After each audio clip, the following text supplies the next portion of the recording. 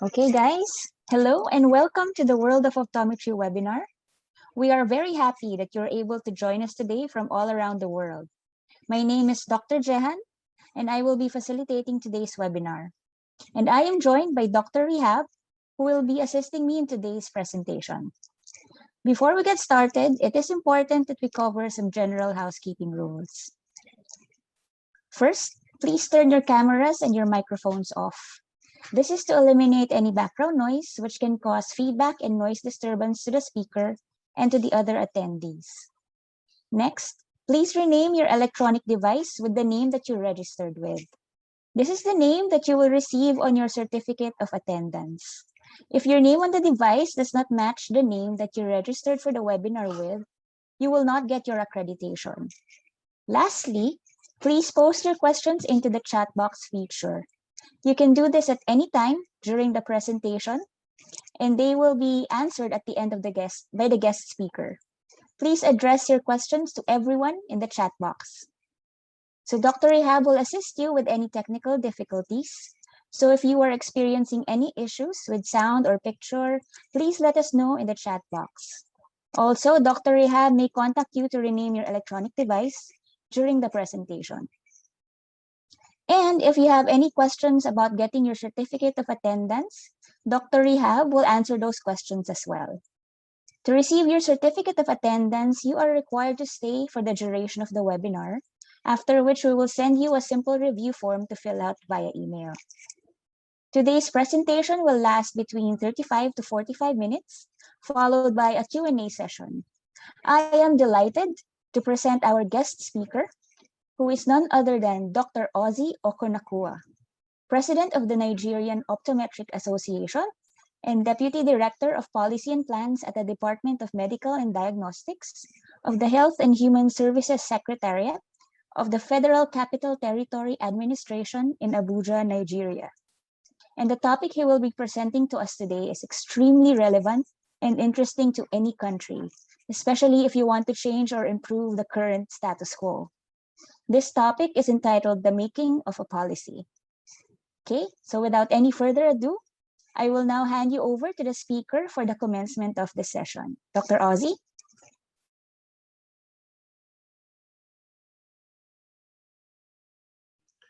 Thank you very much for having me. I am indeed highly honored that I've been invited to come and speak at this webinar. At a point when we were doing the introduction, I was wondering whether it was me you were introducing or somebody else.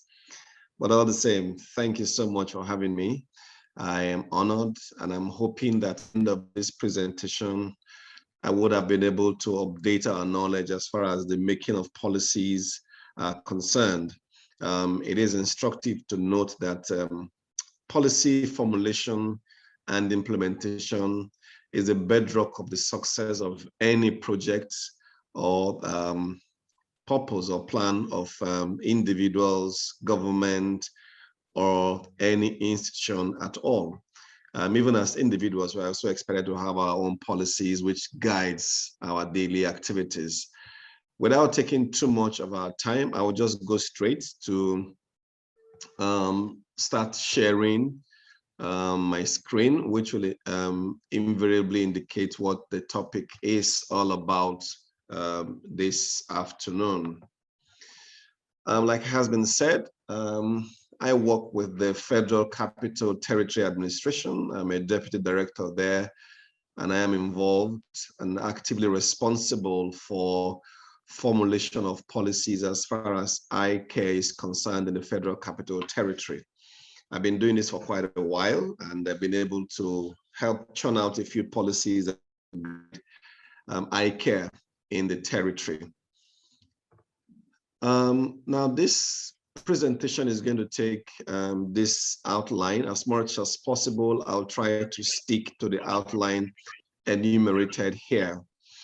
So I'll be talking about policy, trying to define what policy is all about, and I also look at the different components of policy and look at policy and politics, because there's no way you can do policy without playing some politics. And then we'll look at the role of policy analysts, problems of policy implementation, I will make some recommendations and then we'll summarize, and I will conclude at that point. Now, let me start by attempting to throw forth a definition for policy, difficult as it is. Simply put, a policy is a definite course or method of action that has been selected from multiple options by government, institution, group, or individuals. In other words, policy is a selected method that a group has adopted for addressing peculiar issues that they are exposed to. And so in talking about policies, we must also understand that it is instructive to note that even if you have a policy and it's not properly implemented, then we have just wasted the time of everybody who is involved. So policies are made and implemented in the same way that decisions are actually made and implemented for the individual. Now it is selected from a lot of alternatives, and looking at the particular situation or challenges that you are facing, usually use these policies to guide your future and present decisions. So what I'm trying to say here is that policies actually help to guide your present and future actions. So it is picked from a gamut of alternatives that are available, looking at your peculiar challenges and hoping to address the future while also not disregarding the present. So policies helps to determine what you do now as well as what you are going to do in the future. It is important, however, to note that any policy that is not implementable is of no relevance to those people that are involved. Now, what are the various parts of policies? Because you need to itemize these different parts for policies to actually make the desired impact, and also for it to even make sense to those who are going to implement it. Because the policy is not meant alone for those who are formulating the policy. It is also meant to affect the lives of those who are going to carry out the policy, as it were. So when you're making a policy, these are the various components that are involved. For the policy must have an objective. The policy must have instruments of implementation.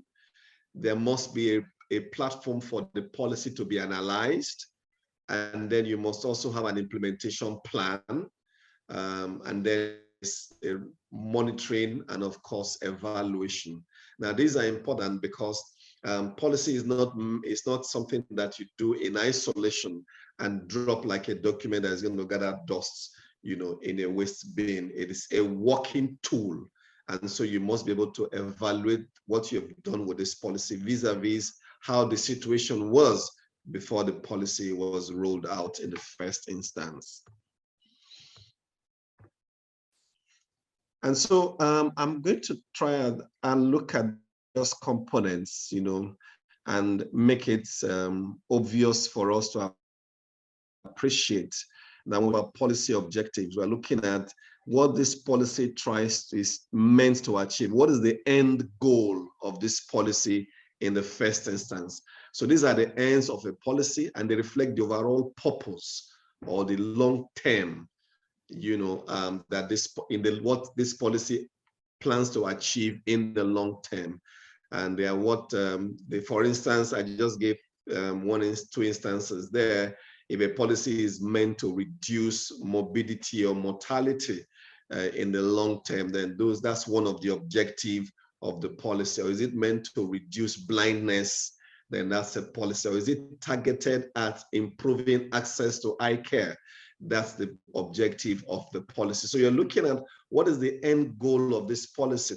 And at the end of the day, by the time you look at the measurable indices, you would know that this policy has actually helped to reduce maternal mortality. Has this policy helped to reduce blindness? Has this policy improved access to eye care? Has this policy made us more aware of the refractive errors in our community? That's Those are the objectives of the policy.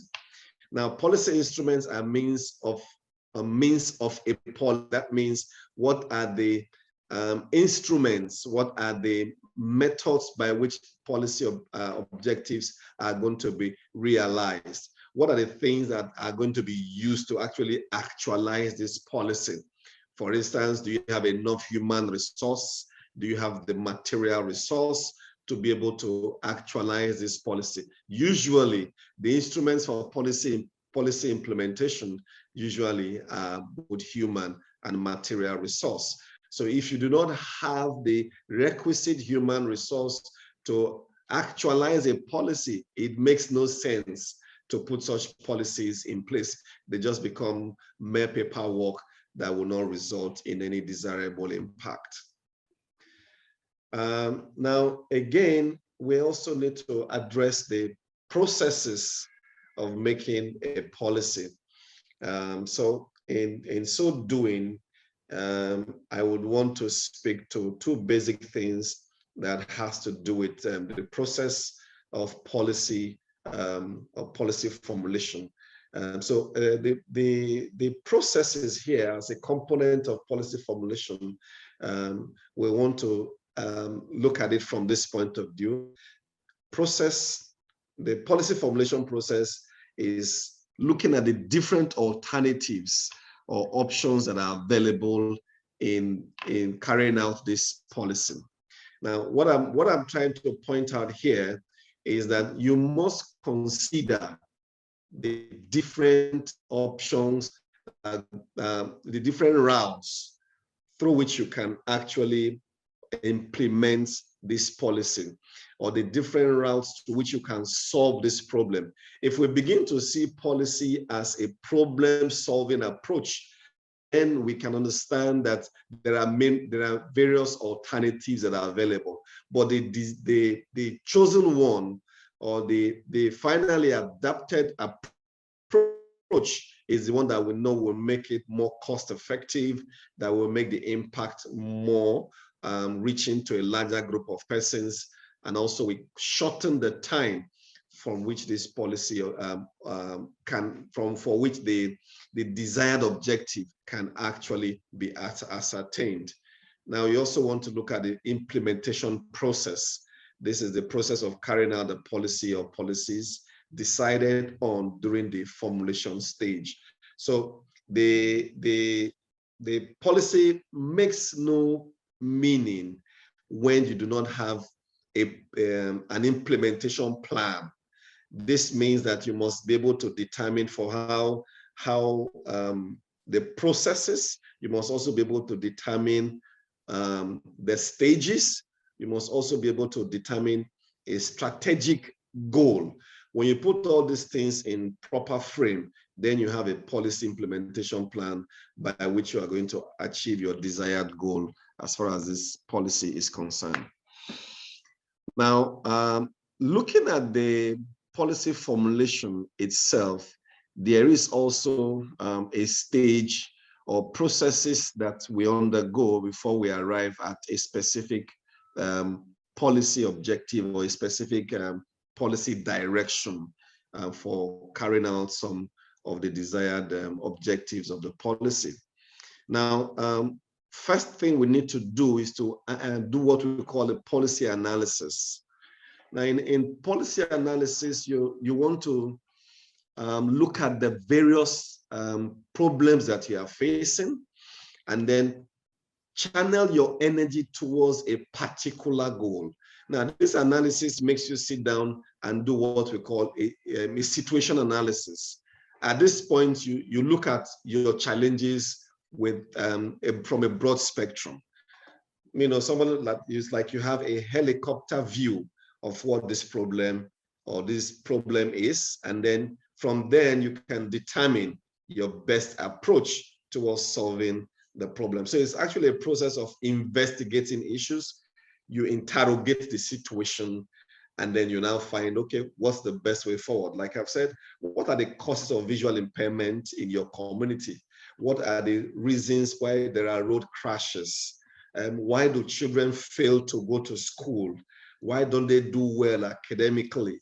what are the challenges we face as far as eye health is concerned in a particular community. These are the problems you are interrogating during the policy analysis, situation. If, for instance, you are looking at eye care, in its broader spectrum. So you try as much as possible to interrogate the situation. And this means you cannot do it alone. You also need some, you do a situational analysis, you get information from stakeholders, and then you're able to draw up a process, by comparing a lot of other proposals. Now, stakeholder engagement is very important at this stage, because you cannot, as an individual, determine how to solve a particular problem, except you get a lot of other persons involved. Now, the policy making process, once you're done with the analysis, you can now start looking at the policy making process. And I just said it's a set of, it's an act of deciding which objectives should be met, and then selecting the instruments to be used. So by the time you interrogated the problem, you've looked at all the challenges that you are facing, and then you can now say, okay, what's the way to go? How do we narrow these things to a very few options, and what is the best option to use, and how is it going to quickly address the objectives that we have set in the process of analyzing the situation on ground. Now, I must say here that it is at this point that a lot of resources, especially financial resources, is cast into the area of formulation, because you can't do this in one sitting. You need a lot of stakeholder meetings. After you've even done your stakeholder mapping, you do a lot of stakeholder meetings, one after the other. Engagement of your stakeholders, helps to make your discussions more robust. And then in the process, you get more ideas and inputs that help to eventually determine the direction you are going to go as far as the policy is concerned. It actually entails putting, square pegs in square holes. In selecting your policy, in selecting your stakeholders, you must pick stakeholders who are relevant, who know the discourse, and who have the requisite knowledge to be able to address the issue at stake. Case in point is, for instance, if you're talking about how to read a policy that is going to help patients to access glaucoma care, you don't need to go get persons who are not versed in glaucoma management. You also need a lot of public health specialists. You need a lot of persons who are versed in administrative procedures. These persons will help you in channeling your ideas towards the right direction.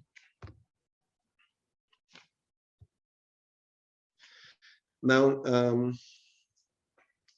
people who actually are involved in policy formulation, they have some knowledge and skills that help them carry this out. So even in policy making, there are persons that are specific and that whose roles actually help us in arriving at where we want to go to. So we have people we call policy formulators. There are people who actually help to analyze policies. And then there are policy makers and policy implementers. You cannot rule out one group from the other. What I'm saying there is that you cannot discountenance one group and rate them above other groups. Every group here or every person here is important. If you do not have policy formulators, you will not have anybody. The role of policy implementers becomes irrelevant. If there are no policy makers, then there's really no point formulating policies. And if there's nobody to analyze your policy, then of course your policy implementers will have little or nothing to do, or their work would be very shoddy. There may be no specific training for this group, but from experience, people begin to sieve themselves into where they have their strongest, points. So whereas there are persons who are specific in such areas, you may find that there are people who have vast experience in all these areas. So you may have the same person who is able to analyze and then is also able to implement, but at different levels, because he has the vast experience in analyzing a policy, he may also have very strong skills as far as implementing that policy is concerned. But it's also good, as far as I am concerned, and from the wealth of experience I have, it's good to demarcate persons and have them play distinct roles so that you're not mixing up roles and you're able to focus on your area of your area of strength. And awareness of these roles and the ability to separate them are important for everyone involved in policy work. Like I said, it's best we focus on our areas of strength, the best use of each resource person in those specific areas for which they are very vast and good. It is difficult most times for us to separate politics from policy. This is because the decision makers need to be convinced importance of this policy for them to take it, own it, and run with it. If they don't take it, if they don't own it, they cannot run with it. It is equally very important to get the end user involved. And this is where lobbying comes into place. So the purpose of policy is to affect the genuine L, the genuine F. That means you don't make a policy and it becomes just, it must make an impact. So to do this, political realities must be taken into full account. What are the political realities? If, for instance, you're making a policy on, say, child eye health, and you have isolated the ophthalmologists from the whole process, they may have roles to play for your policy to be actually very effective in improving access to child eye health. If you have isolated the pediatric ophthalmologists from the process of policy formulation, or you do not get their buy-in in the whole process, you may find out that your policy will just be confined to the dustbin, because to create the awareness, to generate the patient traffic would be difficult if you do not gather enough resource persons who are involved both in terms of referral and management in the case of child eye health. So you must play the politics before your policy becomes very effective. Even after you have come out with your policy, you also need to play the politics in terms of implementation, because policy is not meant for personal aggrandizement. It is meant to make impact in the community. If your policy is just a paperwork that is meant to boost your ego that, oh, I was involved in policy formulation, and it's confined to the history, it's confined to the dustbin, then you've just wasted both human and material resource. So there's no point in proposing a policy which is bound to be rejected for political reasons. Your policy must be permeable, through all the strata, whether it be government, individual, organization, or any group at all. Your policy must go from top to bottom. That means it must gain wide publicity and acceptance. So policy proposals, in a nutshell, must be accepted and supported by prominent politicians and interest groups. Now, politicians there when you're dealing with government. But even when it is not government, even when it is, if we are going to come up with a policy, for instance, on how policy that is targeted at ensuring that drivers go through requisite visual acuity assessment, you are going to deal with a huge gamut of persons, including the people who are involved in both commercial driving and private driving. For instance, in my peculiar environment, I must get the National Union of Road Transport Workers involved if that policy is going to work. I must get the people who are eventually going to carry out these various tests. I must get them involved, whether it be optometrists, ophthalmologists, or even the general practitioner. I must also get even the Federal Road Safety Corps to buy into this process. I must also get, everybody who is a road user involved. So I must play the politics and get all the various interest groups. In this case, the National Union of Road Transport Workers becomes a very huge interest group. So I must do that stakeholder mapping effectively for me to get them to buy into a policy, for instance, that is going to encourage the use of visual acuity testing for the issuance of driver's license. So policy analysts must understand and take into account the concerns of politicians. Politics and politicians are, in fact, central to policy issues. We must get everybody. We must play the politics. I've had so many instances where a policy was being formulated and then the head, in this case where I work, with the equivalent of the commissioner for health, was not very keen about the process because we didn't convince him well enough. As a matter of fact, that policy was not implementable because if you do not get the buy-in of the political leadership, it is really difficult to get a policy fully implemented. And that's why before a policy is actually, before we commence the act of policy formulation, we do a lot of advocacy.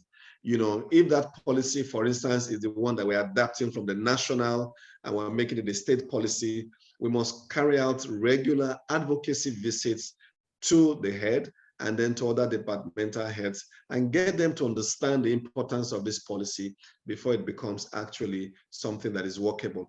Outside another instance, there was a time we were trying to do a policy on healthcare waste management. Now it became important for us to get the Abuja Environmental Protection Board that is responsible for waste management. We needed to get them to be on the same page with us in the Health Secretariat for that policy to gain the light of day. It took a lot of persuasion because now it was a case of whose table should this thing lie on? Should it be exclusively for the Healthcare Secretariat or is it going to be for the Abuja Environmental Protection Board? Now we did a lot of political arrangement and rearrangement before that policy gained acceptance and approval by the relevant authorities. So I want to look at quickly at the priorities in policy formulation. The formulation of for a policy to actually make meaning, like I said before, you need to have the requisite skill. And these skills most times are learned. They're actually skills which require scarce resources to practice. Coming up with policy is not something that happens overnight. There are a lot of background knowledge, there are a lot of background studies that you need to carry out. There are a lot of experience sharing. There's so much involved that it becomes something that you need to sit down and acquire the relevant skills before you can seek to form policy. Why is this important? Policy affects the lives of people, especially when you're operating from a government background.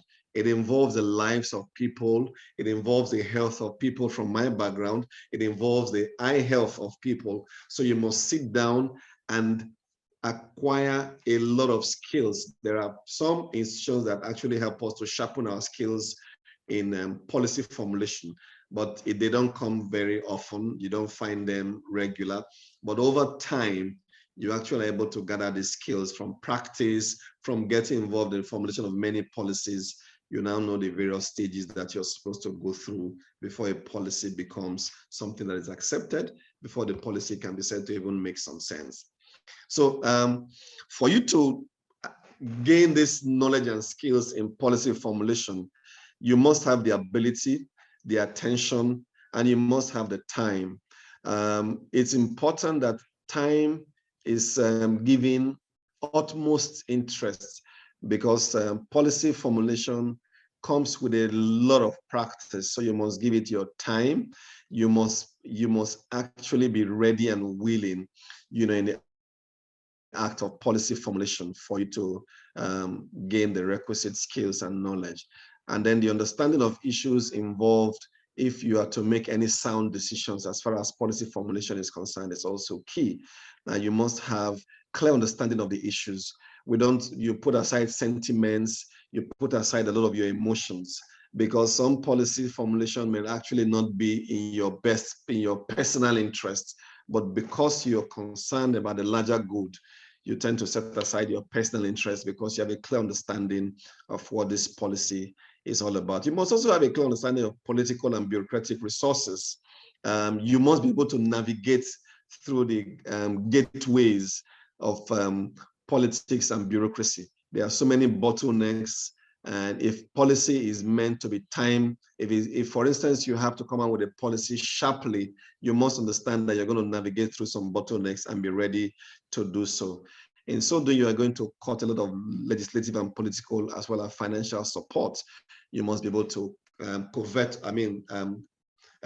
together this financial, political, as well as legislative support for you to get through with your policy effectively. I put this here so that we can understand that not all policies are effective. Not all policies address issues that are relevant and germane per time. So for policy formulation to be very effective, you must not attempt to solve too many problems at the same time. You need to be smart about what you're looking at. You must be very sharp and precise. It is better to look at a particular thing and address it with a particular policy rather than gathering too many things at the same time. And that's why I said that you're either addressing mortality or you're addressing morbidity. In the case of eye care, you're either trying to look at, for instance, how to reduce blindness or how to increase access, or you look at a particular area in terms of eye care and focus on it. If in the environment you find yourself, the challenges that your policy, you don't come up with a policy that is not going to address any particular challenge in your environment. If you don't have river blindness in your community, it makes no sense coming out with a policy on river blindness. So you need to look at what is common, what is germane, what is priority, and then address policies towards solving the problems that they present. So the policy must have priorities that are firmly established, and you do not utilize scarce resources on issues which are relatively unimportant. I think I've addressed that. So your policy must look at issues that are germane, issues that are meant to solve peculiar challenges and for which the impact will be felt, almost as instantly as possible. Now, what is the role of policy analysts? They are meant to identify and prioritize policy issues. So these policy analysts help to pick out the issues from the gamut of challenges you face in the community. They help to clarify government policy objectives, and they help us to identify potential conflict in terms of objectives and interest. I mentioned earlier on that you must set aside your personal interests, when you're formulating policies. So these are areas where the policy analysts help us to look at, to be able to separate your personal interests from the objectives of the policy. And they also help to identify current policies and their consequences, because there may be some policies that are already in existence that will help to address the issue that you're looking at. If, for instance, we want to formulate policy on school eye health, and then you're trying to come up with policies that will enable children have access to eye care in your particular community, perhaps you can look at the policy on school eye health, whether it's addressing your issue on access of the girl child, for instance, to eye health. So you must ensure that you do not come up with policy when there's already a policy that's addressing the issue that you want to look at. And that's the role of policy analysts. They help us to identify current policies and their consequences as far as vis-a-vis the policy that you're looking at as a policy formulator. They also help us to identify alternative and viable policy instruments, the direct and indirect consequences. They help us to look at the risks that these may not materialize. For instance, if you're coming out with a policy and your approach is to pinpoint issues that may arise from your policy, policy analysts look at the pros, the cons, they look at the future projections, whether it is realistic or whether it is realizable, and then they help us to narrow down the costs in terms of the policy that we are trying to formulate. They also help us to develop criteria and indicators to assess progress towards the objectives. They help us to strategize to obtain political support and to ensure organizational effectiveness. Policy analysts also help us to advocate these viable policy packages in a clear, brief, and persuasive manner. Remember, I mentioned before that if you come up with a policy that your administrative head doesn't seem convinced about, then you're never going to see anything come out of that policy. So these policy analysts actually help us to come up with concise ways to convince leadership on the best way to achieve what we want to achieve by way of the policy. Now, there are some certain challenges we face, in policy formulation. One of them is the theoretical framework. When this is the implementation is actually a process of turning out policy. However, if the framework, if the basis upon which you are leveraging to come up with your policy is faulty, you may realize that your policy may not make the light of day. So there's usually a gap between what was planned as a result and what is actually, actualized. So if your framework for this policy is faulty, is flawed, chances are that you are not going to make any progress by way of the policy, because there will be a huge gap between your projections and your reality. In other words, your objective will not be met if your framework is faulty. So there are a few conditions that will make your policy effective. One of them is that your policy must be clear and logically consistent. You must also set logically consistent objective. So it must be straightforward.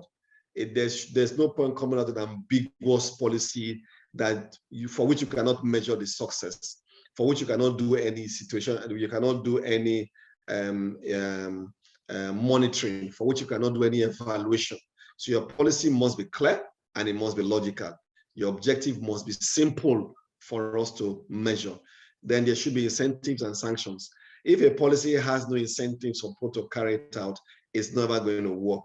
And if there are no sanctions, that means if I flout your policy, if I do not follow the tenets of your policy, and there are no sanctions, there are no punitive measures, then we have just wasted our time. Then you must also have committed, skillful implementing officers for your policy to be effective. So whereas even if your framework is good, if your policy framework is good, you need to also have these in place for your implementation to be effective as well. You must also have some support from interest groups and the legislator.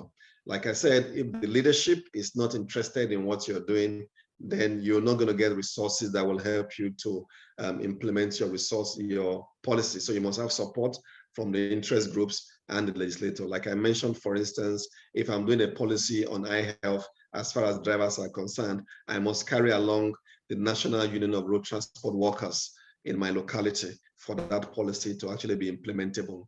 Then there must be adequate time and sufficient, resources, and then there good coordination and communication. This cannot be overemphasized. You must have very perfect coordination, and then you must have good communication for your policy to be effective. You don't want to come up with a policy that after you've shut it out, people just ignore you and they continue doing what they are used to doing. You may have policy, you may speak from now to tomorrow, and your policy is being perceived by this group of persons because they have no relevance. It makes no relevance to them. Ensure you are not talking to anybody in particular. What are the common barriers for effective policy implementation? If a policy is going to be implemented and implemented effectively, then we must be able to take out these barriers for our policy to see the light of day. One of the barriers is the lack of adequate time and sufficient resource. If you don't have enough time between the time of your policy takeoff and when you start doing your monitoring and evaluation, you cannot get your policy implemented fully, because monitoring and evaluation is key for you to know where you are getting it wrong, where you can quickly do, a reappraisal of your policy and then fashion out other ways to mitigate against the losses that you're having. Then you must have, like I said, sufficient resource for your policy to be effectively implemented. Then you need to have a required combination of resources, and then the policy to be implemented, make sure it is not based on theories that are not realistic. So the policy must be based on value theory of cause and effect. They must be based on value theories of cause and effect. That means if the framework for your policy is flawed, I think that's what I'm addressing here. If the framework of your policy is flawed, it stands as a barrier towards effectively implementing your policy at the end of the day. Now, again, those in authority must be able to demand and obtain perfect compliance. This is as far as implementation is concerned. Like I said before, if there are no punitive measures to your policy implementation, then you have shot yourself in the foot. So you must be able to demand for compliance, from the community or from those for whom the policy is meant. Again, if there is poor understanding and the disagreement on the objectives, the implementation will also be a huge problem.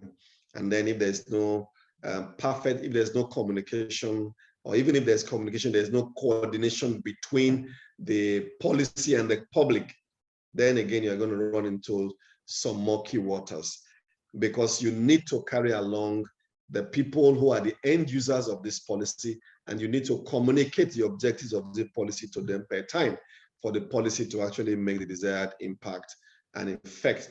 So as I try to round up, I'll just quickly talk about the recommendations.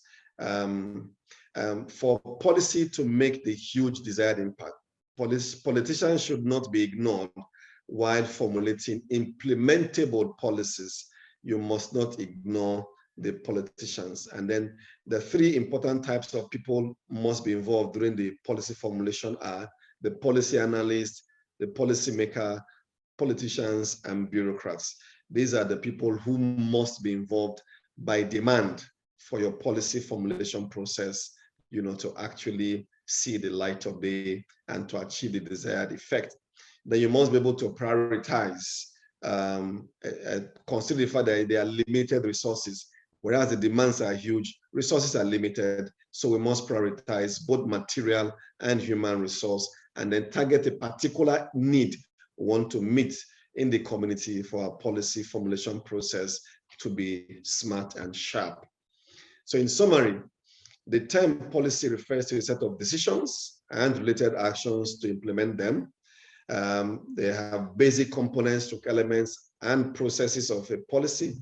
The roles of policy analysts and barriers to effective policy implementation were exhaustively discussed. And then major stakeholders or interests, especially politicians, is key to the recommendation of policies.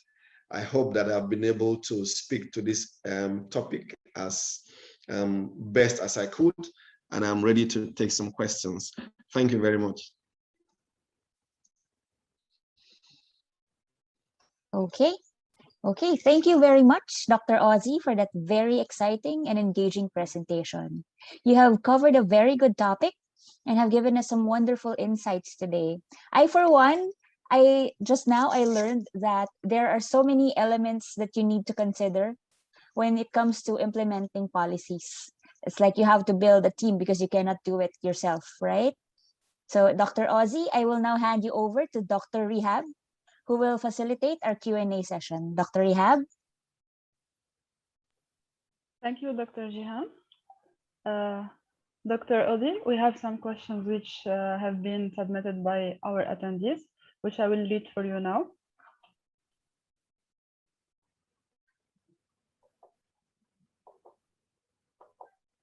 Can you see the screen?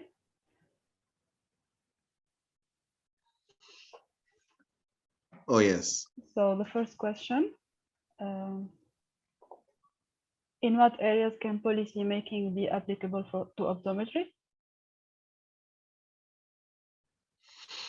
Okay, do I take this or you? Okay, I'll just take it as they come. Let me say that in every area of optometry, policy making is very important. When in the course of my presentation, I did make mention of child eye health. There's also already a policy that I've been involved in as far as eye health is concerned. We have looked at child eye health. We have looked at the policy on child eye health. We have also looked at school eye health policy. We are already considering a policy for treatment guidelines for children. There are so many areas, any area of challenge or that you find yourself as far as eye care is concerned can require a policy to address. I'll give you a simple instance. Let's say in my community, we have females are limited as they have limited access to eye care. If you want to come up with a policy that will encourage females to access eye care, that's beautiful. If, for instance, you find yourself in a situation where okay, I think Dr. Ozy is having connection issues. Let's wait a bit. Sorry, okay. I had some technical issues there. Yes. So let's go for a second question. What are the benefits of policy making with relevance to the eye care profession? Thank you very much for this question. There are numerous benefits of policy making. I've come to realize that optometrists need to get more involved in policy formulation, and that means we need to get involved in administration, for us to make the desired impact, because that's where decisions are made. I'll give you an instance. There was limited interest, limited options available for training optometry interns in the Federal Capital Territory. And every time we requested for interns, we're told that it was not in the plan. And because it was not in the plan because there was no policy for training of optometry interns. Until we made it a policy that optometry interns should be trained, they were not accepting interns for optometry practice in the Federal Capital Territory. So we must get involved in policy formulation as optometrists for us to make the desired impact. So it is very relevant. The benefits are huge.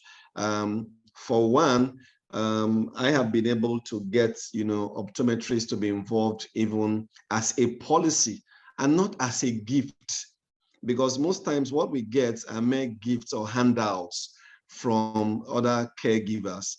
So we have been able to make optometrists' involvement in child eye health a policy rather than a gift or a handout from, from leadership.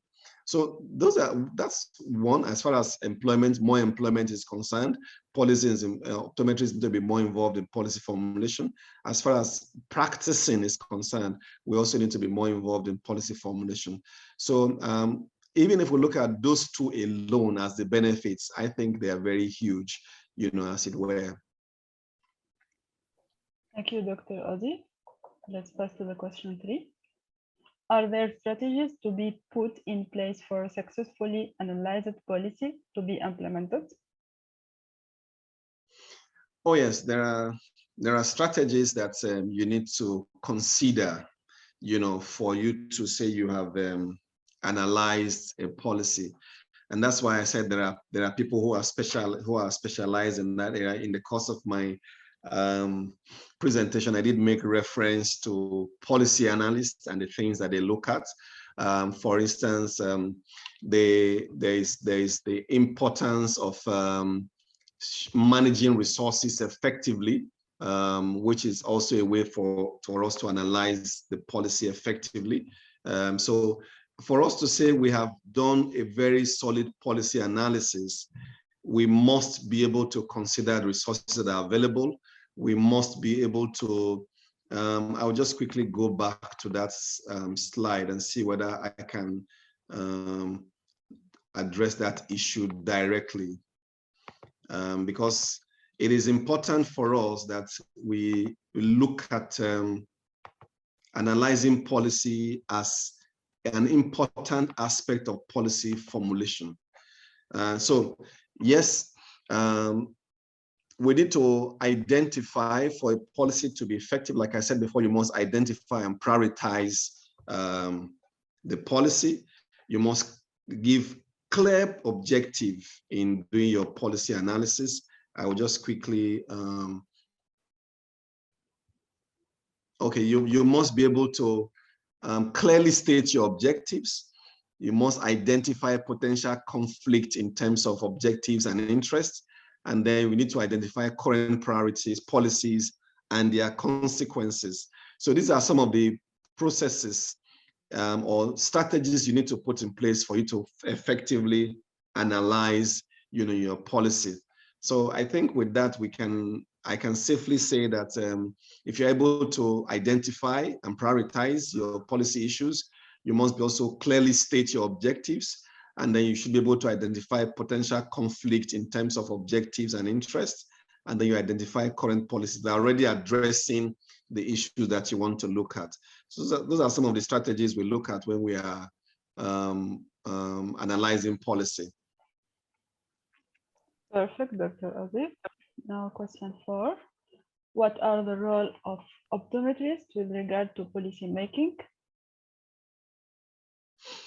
Optometrists have a huge role with regard to policy making, especially when it comes to eye health.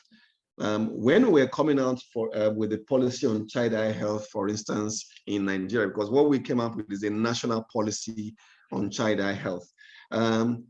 I had to get a lot of optometrists involved. For instance, we know we have optometrists with specialists in pediatrics. We have optometrists with specialists in contact lens. We have optometrists who specialize, in primary care. These persons have very strategic roles to play as far as the formulation of policy on child eye health, for instance, is concerned. Optometrists play very vital role. When we look again at optometrists as primary eye care providers, even in the area of primary health care, optometrists have a critical role in coming up with policies on primary health care. Because they are the primary eye care provider, your role in providing primary health care is paramount. And so we cannot sit back and allow persons and we are isolated from the mainstream as far as the formulation of primary health care is concerned. That is called primary health care. It means that there is eye health in primary health care. So we have a huge role to play in policy formulation. I'll also let you know, for instance, like I'm very much involved in trying to get the federal government to make it a policy that you must undergo mandatory eye health check before your driver's license is even renewed. Most times what we have is not a comprehensive eye check. We just sit down and the process is not comprehensive and implementation is not keen. So we are trying to encourage the federal government through the various interest groups to show interest in ensuring that every person who is going to be behind the wheels actually undergo comprehensive eye health check, whether it be for a first-time issuance or for the renewal of the driver's license. So these are some of the roles that optometrists play as far as policy formulation is concerned. And now the last question. Are there templates to follow for a policy in review to be considered? Well, I think in addressing that question, I would say yes, there are templates, whether it be for formulation or for adapting a policy or for reviewing a policy. If by the time you do your first brainstorming, where you interrogate the issue, you'll come up with a draft policy. This draft policy must go through a stakeholders meeting. In this stakeholders meeting, you get a lot of people who are involved, whose interests are covered by your policy. They look at this draft policy. Everybody sits down, makes their input, interrogate all the issues in question, and they go through it line by line. They see where their interests are covered, where their interests are not covered, and there's a lot of back and forth. This is usually the most time-consuming aspect of policy formulation, because there's a huge back and forth process, at this stage. And once this is done, you also need to go for a validation process. This is where the policy is, again, by the time you've come out with you've done with your stakeholders meeting, you have to go through a validation process. This is where a larger group of stakeholders, the public, is brought into the play. Those who represent the public interests are brought in, politicians are brought into play, and then they also robustly debate this policy. If they are satisfied, then that is when the policy becomes valid, and then it goes through the process of endorsement by leadership, and then it's now adopted as a policy, whether it be for the individual, the state group, or federal government. So that's the template that is used. Everything, whether you're looking at policy analysis or anything that is involved in policy formulation, has to go through this broad template of policy draft, stakeholders meeting, validation, and then before it is finally endorsed as a document, and then it is disseminated, because you do not just come up with a policy without that policy being disseminated. It's not locked up in your cabinet. It must be disseminated. The public must be made aware that this policy exists. And then once it is disseminated, it becomes something you now start implementing. Therefore, you now go through the monitoring and evaluation process. Thank you very much for answering those questions, Dr. Ozy. Unfortunately, in the interests of time, we may not have answered all the questions. If you do have any further questions you would like to be answered, you can email them directly with the email address which on the screen at the moment, and I'm sure that Dr. Ozy will respond as soon as possible. And I will now hand over back to Dr. Jehan. Okay, thank you for attending today's webinar, everyone. Your thoughts are very important to us, which is why we will be sending you a short feedback survey via email. Just fill in and submit the survey to complete the requirement for your certificate and to guide us in future presentations. The next World of Optometry webinar will be on May 21 this year, and the topic will be myopia management by the esteemed Dr. Doa Ramlawi. I will now bring today's session to a close and wish you all a very good day. See you on the next webinar, everyone. Bye. That's all I'm going to say to that. Oops.